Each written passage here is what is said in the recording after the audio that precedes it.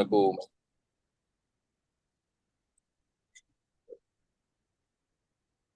దేవుని పరిశుద్ధ నామమునకు మహిమ కలుగును గాక. అలాగే ఈ జూమ్ కార్యక్రమాన్ని నిర్వహిస్తున్నటువంటి డాక్టర్ దిలీప్ గారు, అలాగే మేడం గారు, అలాగే గారు, వారి కుటుంబాన్ని బట్టి నేను వందనాలు చెల్లిస్తున్నాను. అలాగే చేరి వచ్చిన ప్రతి ఒక్కరిని బట్టి నేను పేరు పేరున వందనాలు చెల్లిస్తూ ఉన్నాను. ప్రియమైన దేవుని బిడ్డలారా, మరి ఈ దేవుని సన్నిధిలో మనందరం ఉన్నాం. కొద్దిసేపు దేవుని మాటలు మనం ధ్యానం చేద్దాం. సామెతల గ్రంథము 4వ అధ్యాయము. సామెతల గ్రంథము 4వ అధ్యాయము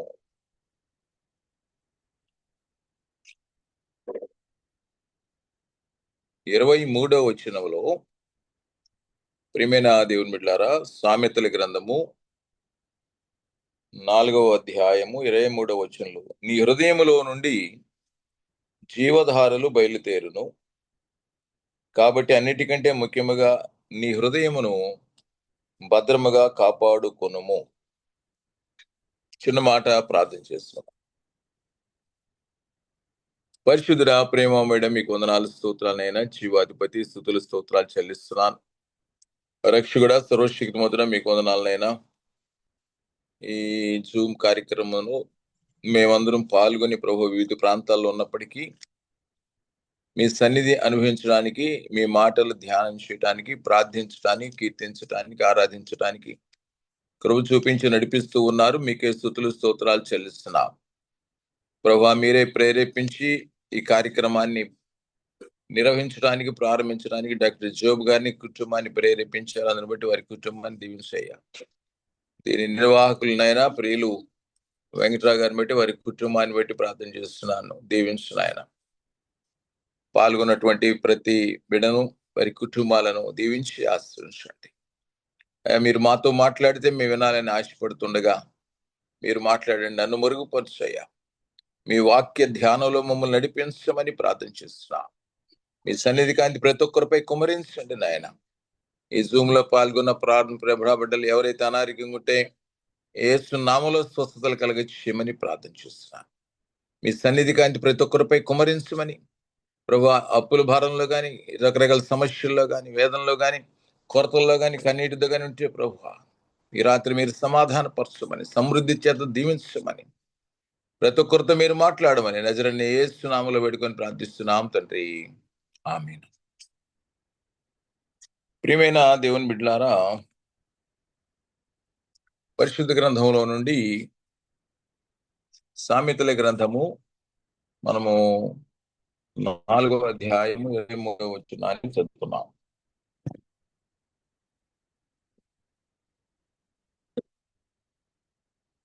నీ హృదయములో నుండి జీవధారలు బయలుదేరును, కాబట్టి అన్నిటికంటే ముఖ్యముగా నీ హృదయమును భద్రముగా కాపాడుకొను అంట. అంటే హృదయంలో నుండి జీవ జలధారలు. ఆత్మీయంగా ప్రియమైన దేవుని బిడ్డలారా, జీవ జలధారలు అనగా దేవుని వాక్యం. దేవుని వాక్యము మన హృదయాలలో అది నిత్యము అది ప్రవాహం వలె ప్రవహిస్తూ ఉండాలి. నీటి ప్రవాహం వలె మన హృదయంలో దేవుని వాక్యం ప్రవహిస్తూ ఉండాలని జీవధారలు అన్నాడు. ధార అనేది ఎప్పుడు కూడా కంటిన్యూషన్ గా ఉండుద్ది. అంటే వాక్యం అనేది ఎప్పుడు కూడా మనం చదువుతూ ఉంటామను, వింటూ ఉండటం వలన, ధ్యానం చేయటం వలన, మననం చేయటం వలన, ఈ వాక్యపు సంగతులు అనేక గ్రంథాల ద్వారా తెలుసుకుంటూ ఉండటం వలన ఈ వాక్యపు ప్రవాహము రోజు ప్రతి నిమిషం మన హృదయాలలో ప్రవహిస్తూ ఉండాలి. మీ హృదయంలో జీవజలధారలు బయలుదేరును. కనుక అక్కడే మనకి దేవుడు భక్త కోటికి వ్రాస్తూ ప్రకటన గ్రంథం 3 అధ్యాయం 16 వచనంలో కూడా భక్తులుగా ఆయన రాస్తూ 3 అధ్యాయము 16 వచనంలో కూడా అంటాడు, నీవు వెచ్చగానైనను చల్లగానైనా ఉండక నులివెచ్చగా ఉన్నావు గనుక నేను నిన్ను నా నోట నుండి ఉమ్మివేయను ఉద్దేశించుచున్నాను. అయితే నాకేమీ కొదవ లేదని నువ్వు అనుకుంటున్నావు, ధనవృద్ధి చేసుకున్నాను అనుకుంటున్నావు, నాకేం కొదవలేదని చెబుతున్నావు, కానీ నీవు నులివెచ్చగా ఉన్నావు అంటాడు. అంటే నీలో భక్తిగా ఉన్నట్టుగా ఉన్నావు కానీ వాక్యం లేని స్థితి, దేవుని ఆత్మ లేని స్థితి,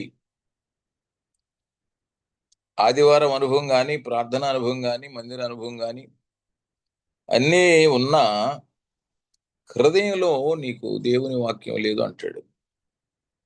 దాన్ని బట్టి నేను ఉమ్మివేయను ఉద్దేశించుతున్నాను. హృదయంలో వాక్యం ఉండుట అనగా దేవుని వాక్యము అనగా యేసు క్రీస్తు ప్రభువారు. క్రీస్తు ప్రభువారు లేనివారు విసర్జించబడతారు అని. అందుకని అంటాడు, దేవుని సింహాసనం ఎదుట నిలవబట్టకు శక్తిమంతులగినట్లుగా మీరు మెల్లకువగలిగి ప్రార్థన చేయండి. రేపు సింహాసనం దగ్గర నిలబడాలి. మన శరీరం నిలబడాలి అని అంటే శరీరానికి మంచి ఆహారం పుచ్చుకుంటేనే శక్తిగా నిలబడుద్ది శరీరం. మన శరీరం నిలబడాలి అని అంటే శక్తి కావాలి. దేని ఆహారం పుచ్చుకున్నప్పుడు మన శరీరం బలపరచబడి శక్తి నొంది నిలబడటానికి శరీరానికి శక్తి ఉంటుంది. అలాగే రేపు మనం ఆత్మీయంగా నిలబడాలంటే ఆత్మకు ఆహారం ఏంటంటే దేవుని వాక్యం. ఆ వాక్యం చేత మీరు బలపరచబడాలి. ఆ వాక్యం భుజించి మీరు బలవంతులుగా ఉండి రేపు దేవుని సింహాసనం ముందు నిలవబట్టుటకు శక్తిమంతులగునట్లు మెలకువగలిగి ప్రార్థన చేయండి. మెలకువ అంటే దేవుని జ్ఞానమును కలిగని. దేవుని జ్ఞానము ఈ పరిశుద్ధ గ్రంథంలోని వాక్యం ద్వారా మనకు దొరుకుతుంది. అందుకనే మన హృదయంలో జీవ జల ధారలు, అంటే ధారలు అనగా నీరు. ఈ నీరు మనకి ఎక్కడి నుంచి తోడుకుంటాం అంటే బావుల్లో నుంచి తోడుకుంటాం. నీ హృదయంలో జీవజల ధారలు బయలుదేరును అన్నాడు. జీవజల ధారలు అన్నప్పుడు మనం ఆ నీటిని గురించి అన్నప్పుడు ఆ నీరు మన గృహం దగ్గర, అంటే ఊరికి బయట చెరువు ఉంటది, ఊరికి బయట కాలువ ఉంటది, ఎక్కడో దూరంగా నది ఉంటది, ఎక్కడో దూరంగా సముద్రం ఉంటది. కానీ మన ఇంట్లోనే ఉండేది ఏంటంటే బావి. మనకి అందుబాటులో నీరు దొరికేటటువంటి స్థలం ఏంటంటే బావి. కనుక ఈ బావిలో నీరుంటుంది కనుక ఆ బావి కలిగిన వారు ఆ నీరుని నీళ్లు కలిగిన బావి కలిగి ఉన్నవాళ్ళు. కొంతమంది ఎండిపోయిన బావులు ఉంటాయి, వాటి వల్ల ఉపయోగం ఉండదు. నీరు కలిగిన బావి కలిగిన వారు ఆ గృహం ఎప్పుడు కూడా సమృద్ధిగా ఉంటుంది. ఎందుకంటే ఏ పని కావాలన్నా నీరు అవసరం. ఇక్కడ జీవ జల ధారలు అన్నాడు. మరి ధారలు కనుక ఈ జలం ఎక్కడంటే మనకి బావుల్లో దొరుకుతుంది. ఈ బావి అనేది హృదయానికి సాదృశ్యం, నీరు అనేది వాక్యానికి సాదృశ్యం. నీ హృదయంలో జీవజలధారులు అంటాడు. అంటే బావిలో నీరు ఎలాగైతే ఉంటుందో బావి అనే హృదయంలో జలము అనగా నీరు అనగా వాక్యం. బావిలో నీరున్నట్లుగా అది ప్రయోజనకరంగా ఉంటుంది కుటుంబానికి. అలాగే నీ హృదయంలో వాక్యం ఉండాలి. అందుకని ఈ హృదయాన్ని బావితో మనం పోల్చినప్పుడు కొన్ని రకాల బావుల గురించి ఇక్కడ మాట్లాడబడింది. ఒకటి, నీళ్లు లేని బావి. హృదయములో జీవజలధారలు బయలుదేరును. ఈ బావిని హృదయంతో పోల్చినప్పుడు, జలం వాక్యంతో పోల్చినప్పుడు ఈ బావిలో నీరు ఎట్లుందో నీ హృదయంలో వాక్యం ఉండాలి. అది జలధారలాగా ఉండాలి. అయితే కొన్ని హృదయాలు ఎలా ఉంటాయి అంటే నీళ్ల లేని బావుల్లాగా. నీళ్ల లేని బావుల్లాగా ఉంటాయి కొన్ని హృదయాలు అంటాడు. పేతురు రాసిన రెండవ పత్రిక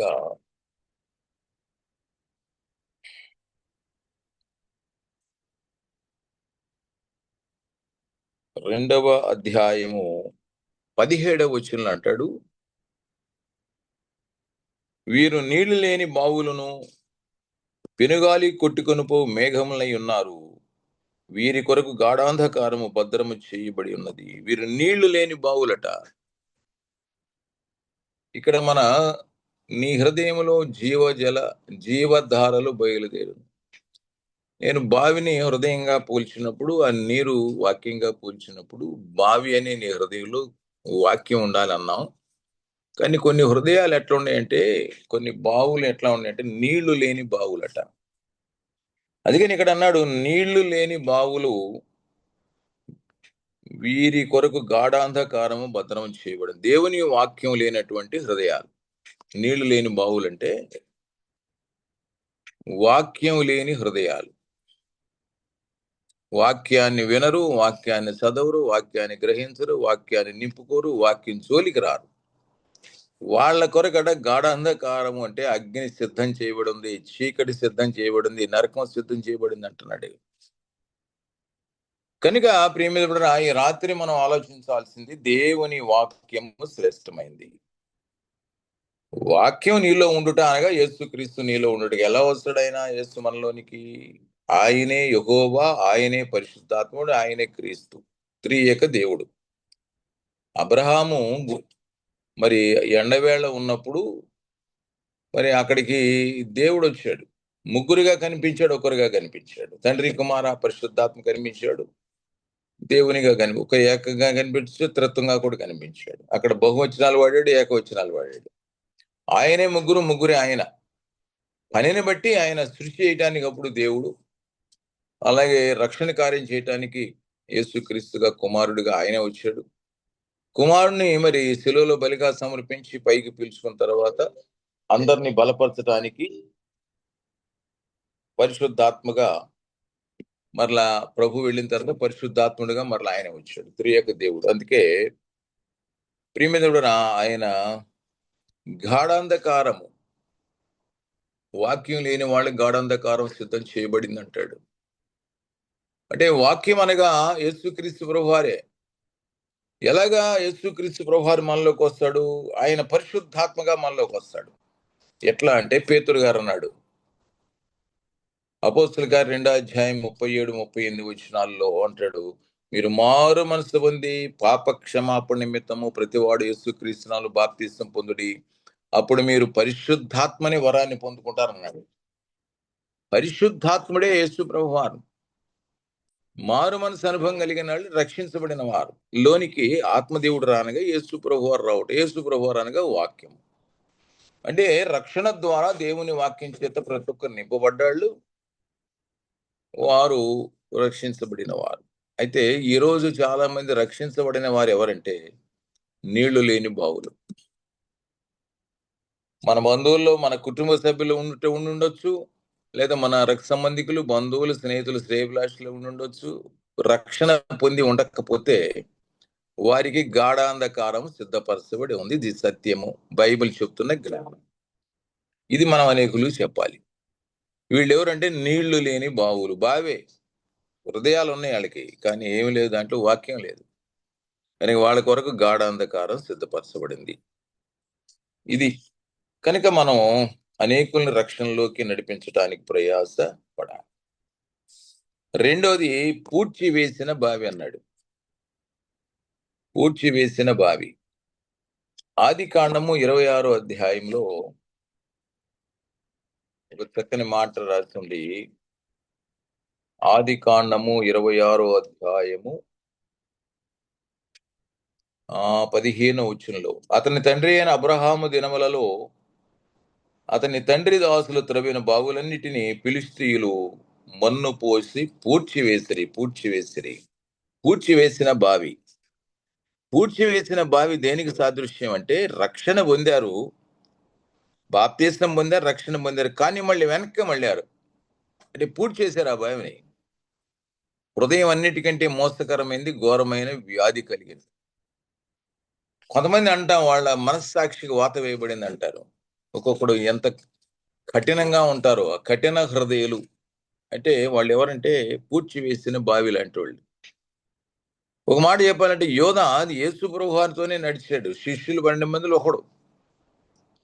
ఆయన శిష్యులుగా ఆయనతోనే ఉన్నాడు. ఆయన సహవాసంలో, పరిచర్యలో, అద్భుత ఆశ్చర్యకాలు, సూచక్రియలు అన్నిట్లో కూడా పాల్గొన్నాడు. ఇన్ని చేశాడు. యేసునితో సహవాసం చేశాడు. కానీ యేసుని అప్పగించాడు. అంటే దేవుని వాక్యం అతనిలో లేదు. దేవుని వాక్యం అతనిలో దేవుడే యేసే యోధాలో ఉండుంటే యేసుని యోధ అప్పగించేవాడు కాదు. యేసుతో యోధ ఉన్నాడు. యోధ యేసులో లేడు. యేసుతోనే ఉన్నాడు తప్ప యేసులో లేడు యోధ. యేసులోనే ఉంటే యేసుని యోధాల్లో కలిగి ఉంటే అప్పగించేవాడు కాదు. అది పూడ్చివేసిన బావి.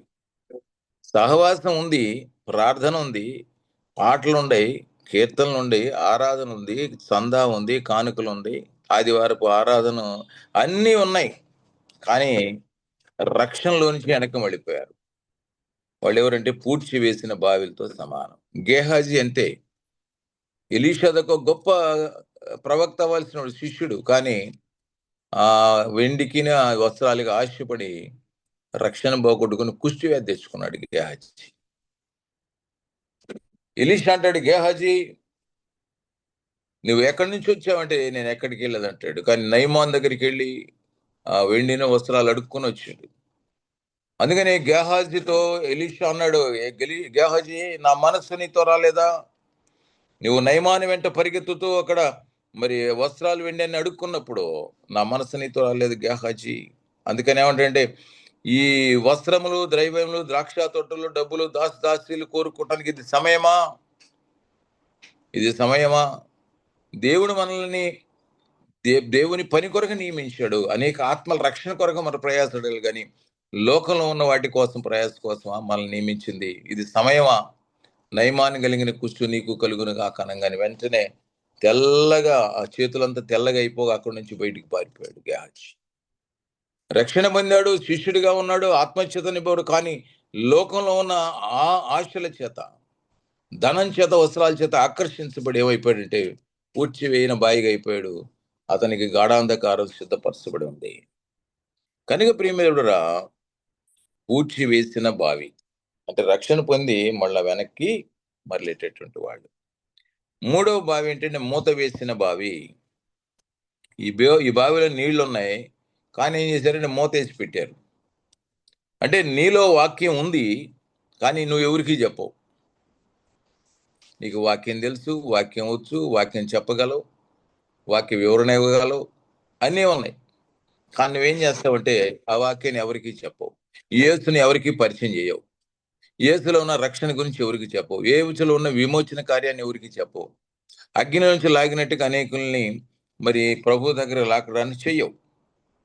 ఎందుకనంటే కొంతమందికి భయం, కొంతకి చెప్పలేని స్థితి, కొంతమంది సిగ్గు, కొంతమంది ఏమనుకుంటే మనకెందుకులే అనుకుంటారు. ఎవడెట్టబోతే మనకెందుకులే. కానీ ప్రియమైన విడరా, యేసుక్రీస్తు రక్షకుడు ఈ లోకంలోకి వచ్చి ఆయనండి అనేకుల కొరకు ఆయన ప్రాణం పెట్టాడండి. మనం కూడా అనేకుల్ని రక్షణలో తేవటానికి మనం కూడా ప్రయాసపడాలి మన చేతనైన మేర. వీళ్ళేంటంటే మూత వేసిన బావి, అన్ని తెలుసు, వాక్యం కూడా ఉంది, కానీ ఎవరికి దాన్ని పరిచయం చేయరు. ఎవరిని పాపం నుంచి, శాపం నుంచి బయటికి తేరు. వీళ్ళేంటే మూత వేసిన బావి. నాలుగోది నీళ్లు చేదిపోసే బావి. నాలుగోది ఏంటంటే నీళ్లు చేదిపోసే బావి అంటే మీకు ఒక మాట చెప్తాను, చదివించట్లేదు కానీ ఎక్కువగా సమయం చాలదు. రిబ్కా 10 ఒంటెలకి నీళ్లు తోడిపోసిందండి. ఎట్లాగా? తాడుతో కాదు. అప్పట్లో అవి ఏదంటే ఏదో బావులు ఉంటాయి. ఎట్లా అంటే దాని లోపల మెట్లు ఉంటాయి. ఆ మెట్ల నుంచి లోపల బావిలోకి వెళ్ళి నీళ్లు ముంచుకొని మళ్ళీ మెట్ల మీద నుంచి పైకి రావాలి. ఎంత శ్రమ చూడండి. కానీ అక్కడ ఎలియాజరు వచ్చినప్పుడు తన ఒంటె నీకే కాదయ్యా నీ ఒంటెలకు కూడా పోస్తా అని చెప్పి 10 ఒంటెలకి నీళ్లు తోడిపోసిందండి. నీళ్లు వాక్యానికి సాదృశ్యం. అంటే అనేక మందికి వాక్యం చెప్పే వాళ్ళకి సాదృశ్యం. నీళ్లు చేదిపోసే బావి ఏంటంటే అనేకులకి వాక్యం చెప్పాలి. ఇప్పుడు ఈ రోజు ఉదాహరణకి జూమే ఉందండి. ఈ జూమ్ కార్యక్రమంలో చాలా మంది సేవకులను తీసుకొచ్చి ఈ వాక్యాన్ని అనేక మంది ప్రజలకి ప్రకటింప చేస్తూ ఉండడం కూడా ఏంటంటే, ఇది నీళ్లు చేతి పోసే బావికి సాదృశ్యం. డాక్టర్ జోబు గారు గాని, వారి కుటుంబం గాని, వెంకట్రావు గారు గాని, వారి కుటుంబం గాని. ఇప్పుడు వీళ్ళేం చేస్తున్నారంటే, ఈ నీళ్లను చేది పోస్తా ఉన్నారు. అనేకులకి వాక్యాన్ని ప్రకటింపజేస్తా ఉన్నారు. దీన్ని బట్టి ఏముంటదంటే, రేపు ఆశీర్వాదాలు ఉంటాయి. అనేక బహుమానాలు సింహాసనంతో ప్రభువు వాళ్ళని దీవిస్తాడు, దీవిస్తాడు, దీవిస్తాడు. కనుక అనేక మందికి చెప్పేసి ఆత్మల దాహం. పౌలు గారు ఉన్నాడు. ఆయన అనేకుల కొరకు అనేక మందికి రక్షణ సువార్త అన్యులకు ప్రకటించాడండి. అనేక మంది అన్యులు ఆయన రాళ్లతో కొట్టారు. చలికి వణికాడా, లేకపోతే ఎండకి దేనాడా, వర్షానికి లేకపోతే మంచుక, ఆకలిలో ఆహారం లేని స్థితి, రాళ్ల చేత కొట్టబడి, హింసించబడి, అవమానపరచబడి, ఎన్నోసార్లు ఆయన చంపడానికి పారిపోయిన స్థితి. అలా ఉండి కూడా అనేకులకి వాక్యాన్ని ప్రకటించాడు. నీళ్లు చేదు పోసే బావిది. ఎందుకంటే నీ దగ్గర వాక్యం ఉంది, దాన్ని చేది పోస్తుంటే అనేకులకు నువ్వు ప్రకటించాలి. ఇప్పుడు ఈ జూమ్ కూడా అదే. కనుక ఈ బావి అనేకులకు ఆశీర్వాదకరమైనటువంటి బావి. పాపిని మార్చిన బావి. ఐదోది ఏంటంటే పాపిని మార్చిన బావి. సుకారన్ ఊర్లో యాకోబు బావి అని ఉంది. సమరయ స్త్రీ ఇంటి కొరకు అక్కడికి వస్తా ఉండేది. యేసు ప్రభు వారు ఆమెతో మాట్లాడాలని మధ్యాహ్న వేళ ఎండవేళ గుడారంలో అబ్రహాం ఉన్నప్పుడు అక్కడికి ప్రభు త్రిత్వంగా ఎండవేళ వెళ్ళాడు. ఇక్కడ కూడా మంచి ఎండవేళ ఈ సుకారను బావి దగ్గరికి, ఊర్లో ఉన్న బావి దగ్గరికి వెళ్ళాడు. ఎందుకంటే సమరయ స్త్రీని, ఆమెని రక్షించడానికి. పాపిని మార్చిన బావి. కొన్ని హృదయాల్లో ఉన్న వాక్యము పర్టికులర్గా కొంతమందికి వెళ్ళి వాక్యం చెబుతారు. అయ్యా నువ్వు త్రాగుల్లో ఉన్నావు, ఈ త్రాగుళ్ళు ఇలాగే ఉంటే అయ్యా నువ్వు నరకాన్ని వెళ్ళిపోతావయ్యా. ధూమపానంలో ఉన్నావు, జోదంలో ఉన్నావు, అబద్ధంలో ఉన్నావు, మోసంలో ఉన్నావు, వ్యభిచారంలో ఉన్నావు. అయ్యా ఇవన్నీ కూడా తాత్కాలికంగా నీకు ఆనందమే గాని ఇవన్నీ దేనికి దారితీస్తాయి అంటే రేపు నరకానికి దారితీస్తాయి. అక్కడ అగ్ని ఆరదు, పురుగు సావదు అని వారికి ఆ వాక్యం నిండినటువంటి హృదయాలు, నీళ్లతో నింపబడ్డటువంటి ఆ బావులు ఏం చేస్తాయంటే వారికి వెళ్ళి ఆ నీటిని అందిస్తాయి, వాక్యాన్ని అందించి వారిని కూడా పాపంలో నుంచి, అందుకని సమరయ స్త్రీ పాపంలో నుంచి విమోచించబడిందండి. ఊరు మొత్తానికి వెళ్ళి ఎప్పుడైతే రహస్య పాపాలు ప్రభువు చెప్పాడో, ఊరిలోకి వెళ్ళి నేను మెస్సీని కనుక్కున్నాను, క్రీస్తుని చూశాను, మీరు కూడా వచ్చి ఆయన వాక్యం వినంటే ఊరు మొత్తం వచ్చి ఆయన వాక్యం విన్నారు. ఆయన చెప్పిన మాటలు విని ఇప్పుడు అన్నాడు ఆమె సమరయ స్త్రీ అంటే, అమ్మ నువ్వు చెప్పిన సాక్ష్యమును బట్టి కాక మేమే స్వయంగా ఆయన చెప్పిన మాటలు విని మేము ఆయనందు విశ్వాసం ఉంచుచున్నాము అన్నారు. ఈయన రక్షకుడు, ఈయన రక్షకుడు. అద్భుతమైన సాక్ష్యం వాళ్ళందరూ కూడా అక్కడ ప్రియమిత్రుడు అక్కడ ఇచ్చినట్టుగా మనం చూద్దాం. అందుకే అంటాడు యోహాను సువార్త 4వ అధ్యాయము, యోహాను సువార్త 4 అద్భుతమైన పదం వాళ్ళు వాడారండి. 41 వచనం అంటాడు, యోహాను సువార్త 4:41 వచనం అంటాడు, ఆయన మాటలు వినినందని ఇంకొన అనేకులు నమ్మి ఆ స్త్రీని చూసి ఇక మీద నీవు చెప్పిన మాటను బట్టి కాక మా మట్టుకు మేము విని ఈయన నిజముగా లోక రక్షకుడని తెలుసుకుని నమ్ముచున్నాం అనేది. లోక రక్షకుడు అంటే లోకం మొత్తానికి రక్షణకు వచ్చారు, మన ఊరికి ఒక్క రక్షణే కాదు. ఈయన మాటలు ఏంటంటే ఏమర్థమైందంటే మాకు లోకం మొత్తానికి రక్షకుడని మాకు అర్థమైంది. లోక రక్షకుడని వాళ్ళు తెలుసుకొని నమ్ముచున్నాం అనేది అండి. ఎప్పుడైతే ఏమి వెళ్ళి ఆ వాక్యాన్ని వాళ్ళకి తెలియజేసిందో అద్భుతంగా, ఎందుకంటే అది మీరు పాపిని మార్చిన బావి. ఎందుకంటే ఆ వాక్యము పాపిని మారిస్తే ఆ పాపి పవిత్రపరచబడి అనేకులు మార్చబడటానికి మార్గం ఏర్పరిచింది. కనుక మనం ఆ రీతిగా అనేకులకి ఆ వాక్యాన్ని సజీవమైన బావి. ఆరోది ఏంటంటే సజీవ బావి. ఇది హాగరుతో మాట్లాడాడు ప్రభు. హాగరుతో మాట్లాడి ఆది కాండము 16వ అధ్యాయము 13, 14 వచనాలు అంటాడు. ఆది కాండము 16వ అధ్యాయము 13, 14 వచనంలో చెప్పిన మాట, అది చూచుచున్న దేవుడము నీవే అని పేరుతో తనతో మాట్లాడిన యెహోవాకు పెట్టెను. ఏలయనగా నన్ను చూచిన వాణ్ణి నేను ఇక్కడ చూచితిని గదా అనుకొనెను. అందుచేత ఆ నీటి బుగ్గకు బెయేర్ లహాయి రోయి అను పేరు పెట్టెను. నన్ను చూచుచున్న సజీవుని బావి. ఆమెకి ఎడారిలో ఉండి ఏమీ దొరకని స్థితిలో అద్భుతంగా నీరు దయచేశాడు దేవుడు. అద్భుతంగా. వాక్యాన్ని ఆమెకి అనుగ్రహించాడు. ఆమె ఈ ముందు రోజుల్లో ఏం చేయాలి? దుఃఖపడకుండా ధైర్యంగా ఉండాలంటే ఏం చేయాలని ఆమెకి తెలియచేసింది ఏంటంటే దేవుని వాక్యం.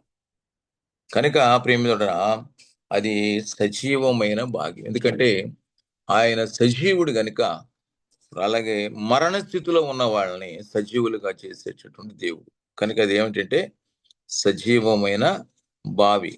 మంచి జలలు గల బావి. ఏడోది ఏంటంటే మంచి జలలు గల బావి. అంటే పడిపోయి పడిపోయి రక్షణలోకి వచ్చి పడిపోయి మరలా లేచిన విశ్వాసికి సాదృశ్యం ఇది. ఇదేంటంటే పడిపోయి మరలా లేచిన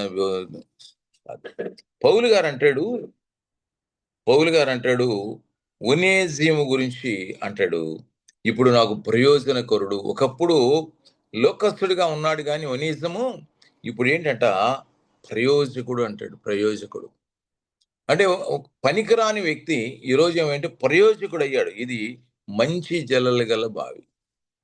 చాలా మంది ఇందాక మనం చెప్పుకున్నాం. ఏది మామూలుగా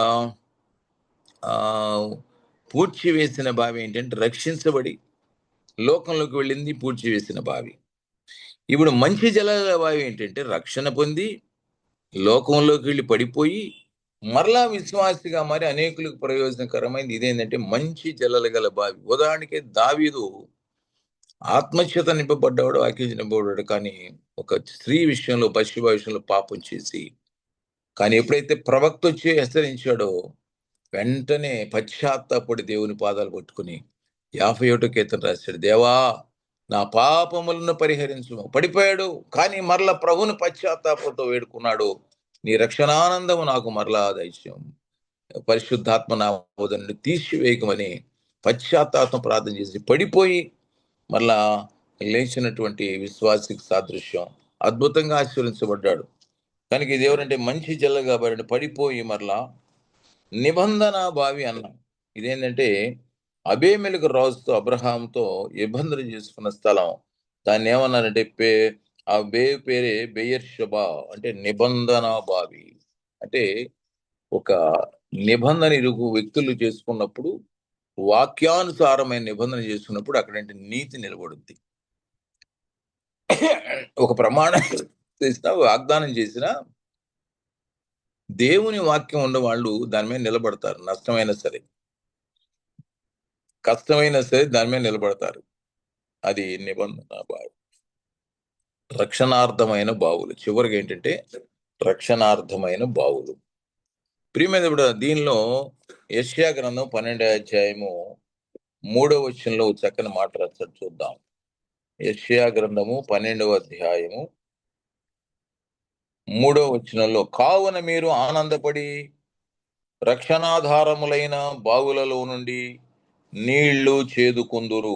ఆ దినమున మీరెలాగందరు, యెహోవాను స్తుతించుడి, ఆయన నామమును ప్రకటించుడి, జనములలో ఆయన క్రియలను ప్రచురము చేయుడి, ఆయన నామము ఘనమైనది, జ్ఞాపకము తెచ్చుకొనుడి.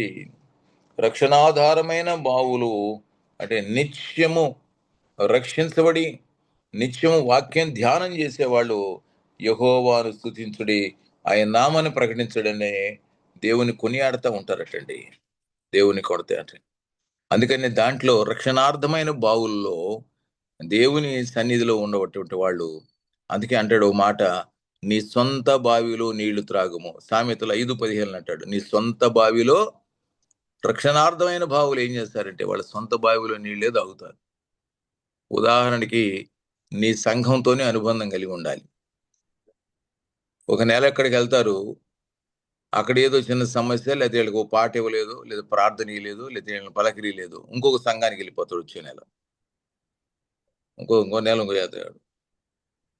కాబట్టి సొంత బావిలో నీళ్లు త్రాగుమనంటే నువ్వు ఏ సంఘానికి వెళ్తున్నావు, ఏ సేవకుడి దగ్గర ప్రార్థిస్తూ పొందావు, అక్కడ కష్టం వచ్చినా నష్టం వచ్చినా ఓపిక కలిగి ఉండాలి అక్కడ. అవి రక్షణార్థమైన బావులు అవి, వాటి లక్షణం అది. అంతే తప్ప నెలకోసారో 3 నెలలకోసారో సంఘాలు మార్చడం కాదు. ఒక సంఘంలో నిలబడాలి, ఓర్పు కలిగి ఉండాలి. దేవుడు ఖచ్చితంగా దీవిస్తాడు. అలాగే భార్యాభర్తల సంసారం గురించి కూడా చెప్పాడు. సొంత బావి అనంటే రక్షణార్థం పొందిన వాళ్ళు ఎట్లుంటారంటే అది కుటుంబ వ్యవస్థలో నమ్మకంగా ఉంటారు.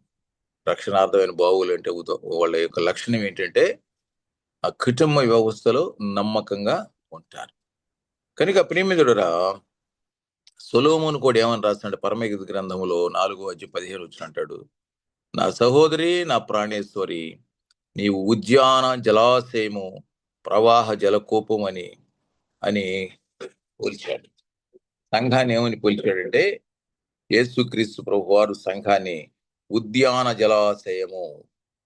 నువ్వు జలాశయాన్ని అంటే సమృద్ధిగా వాక్యం చేత నింపబడినట్టు ఉద్యానవనంలో విస్తారంగా పుష్పాలు ఉంటాయి. చాలా ఆనందకరంగా ఉంటది. అలాగే నువ్వు ప్రవాహ జలకోపం అన్నాడు. నిత్యము వాక్యం అనే ప్రవాహం నీ హృదయంలో ప్రవహిస్తూ ఉంటది. అలాగే ఉద్యాన జలాశయం అంటే ఆ ఉద్యానవనంలో అద్భుతమైనటువంటి ఎలాంటి ఆహ్లాదకరం ఉంటుందో అలాగే ప్రియమిత్రుడా దేవుని సన్నిధి వాళ్ళకి ఉంటుంది. ఎవరికి? రక్షణ పొందిన బావులు. అంటే రక్షణ పొంది దేవునితో నడిచేటటువంటి వారి హృదయాల్లో దేవుని ఆనందం నిత్యము ఉంటది. కనుక ప్రియమిత్రుడా, నీ హృదయంలో జీవధారలు బయలుదేరును అనగా బావితో పోల్చినప్పుడు హృదయాన్ని ఆ నీరు వాక్యమైనప్పుడు నీ హృదయంలో దేవుని వాక్యం ఉన్నప్పుడు నీవు ఆశీర్వదించబడతావు. కనుక ఇన్ని రకాల హృదయాల గురించి చెప్పబడ్డాయి. నీది ఎలాంటి హృదయంగా ఉందో, నువ్వు ఎలాంటి బావిగా ఉన్నావు ఒకసారి ఆలోచించుకుని చిన్న చిన్నవి ఉంటే సరి చేసుకుని నువ్వు ఎట్లా ఉండాలంటే రక్షణార్థమైన బావిగా ఉండాలి, సజీవమైన బావిగా నువ్వు ఉండాలి. అలాగే నీళ్లు చేదిపోసే బావిగా ఉండాలి. మనం నీళ్లు చేదిపోసే బావిగా అనేకులకు ప్రకటించే వారికి, అనేకులు మార్చివేసేవారిగా మనం ఉండాలి. అంతే తప్ప నీళ్ళు లేని బావిలాగా ఉండొద్దు, పూడ్చివేసిన బావిలాగా ఉండొద్దు, మూత వేసిన బావిలాగా ఉండొద్దు. మనం పాపిని మార్చే బావిలాగా ఉండాలి, సజీవమైన బావిగా ఉండాలి, మంచి జలలు గల బావిగా ఉండాలి, నీళ్లు చేదిపోసే బావిగా ఉండాలి, రక్షణార్థమైన బావిగా మనం ఉండాలి. ఈ రీతిగా ఉండగలిగితే అనేకులను రక్షణలో నడిపించగలం. వారందరూ రక్షించబడ్డప్పుడు మన దేవుడు బహుగా ఆశీర్వదిస్తాడు. వారందరూ రక్షించబడి నిత్యజీవ వారసులుగా చేయబడి, ఇది దేవుని పని. నా పని చేయండి, నేను మీ పని చేస్తానన్నాడు. ఆయన పని మనం ప్రకటిద్దాం. మనకేం కావాలో ఆయన ఆశీర్వదిస్తాడు. దేవుడు మిమ్మల్ని సమృద్ధిగా ఆశీర్వదించును గాక. అందరికీ వందనాలు. దీవించు, సమృద్ధి దీవెనల చేత నింపు నాయన. ప్రత్యేకంగా ఎవరైతే అనారోగ్యంగా ఉన్నారో ఇప్పుడే మీరు దర్శించండి. మీ వాక్యంతో వారిని సంధించి నూతన బలంతో నూతన శక్తి, నూతన ఆరోగ్యం దయచేయ. స్వస్థపరిచే యెహోవా నేను సెలవిచ్చినట్లుగా వారిలో ప్రగాఢమైన విశ్వాసం కలిగజేసి యేసు నన్ను స్వస్థపరచును అని ఓ బలమైన విశ్వాసం కలిగి స్వస్థపరచయ్యా. అలాగే కుటుంబంలో ఏమైతే కొరతలు ఉన్నాయో, ఏదైతే సమస్యలు ఉన్నాయో, ఏది కన్నీరు, ఏ వేదన అయితే ఉందో వాటన్నింటి చూడండి, సమాధానపరచమని ప్రార్థన చేస్తున్నాను. అప్పుల భారంలో ఉన్న వారికి సమృద్ధి దయచేయ. సమాధానం సంతోషం చేయండి. వివాహాలు కాని వారికి వివాహాలు దయచేయండి అయ్యా. ఉద్యోగాలకు ఎదురు చేసే బిడ్డలు ఉద్యోగాలు దయచేయండి నాయన. అన్ని విషయాల్లో తెలిసి సంతానం లేని వారికి సంతానం దయచేయండి ఆయన. పాల్గొన్న ప్రతి బిడ్డని వారి కుటుంబాన్ని దీవించి ఆశ్రయించమని ప్రత్యేకంగా నాయన దీని నిర్వాహకులనైనా జోబు గారు వారి కుటుంబం, వెంకట్రావు గారి కుటుంబాన్ని ఆశీర్వించమని, ముందు రోజులు మరింతగా దీన్ని ఆశీర్వాదకరంగా, దీవెనకరంగా, అనేకులకు ప్రయోజనకర, మేలుకరంగా ప్రభు ఈ జూముని ప్రభు విస్తరింప చేయమని, ఇంత మాత్రమే కాదు ఇంకా అనేక పట్టణాల్లో, అనేక రాష్ట్రాల్లో కూడా విస్తరించి అనేకులు ఇక్కడ నుంచి వాక్యం వినాలి. అనేక మంది గొప్ప సేవకులు వచ్చి ఇక్కడ నుంచి వాక్యం ప్రకటించాలి. అనేక మందిని ప్రభు రక్షణలోకి నడిపించి నిత్య వారసులో చేయనట్లుగా ఈ జూమ్ని దీవించి ఆశీర్వదించమని యేసునామములో వేడుకొని ప్రార్థిస్తున్నాం తండ్రి. ఆమెన్. మన తండ్రి అయిన దేవుని కృప, కుమారుడైన యేసుక్రీస్తు ప్రభువారి శాశ్వతమైన ప్రేమ, పరిశుద్ధాత్మ దేవుని అన్యోన్య సహవాసము ఇప్పుడు ఎల్లప్పుడు సదాకాలం రాకడ పర్యంతం మీ అందరికీ సంగమునకును సకల పరిశుద్ధులకును సదా ఈ జూముకును సదా దేవుని కృప తోడయుండి నడిపించును గాక. Amen, amen, amen.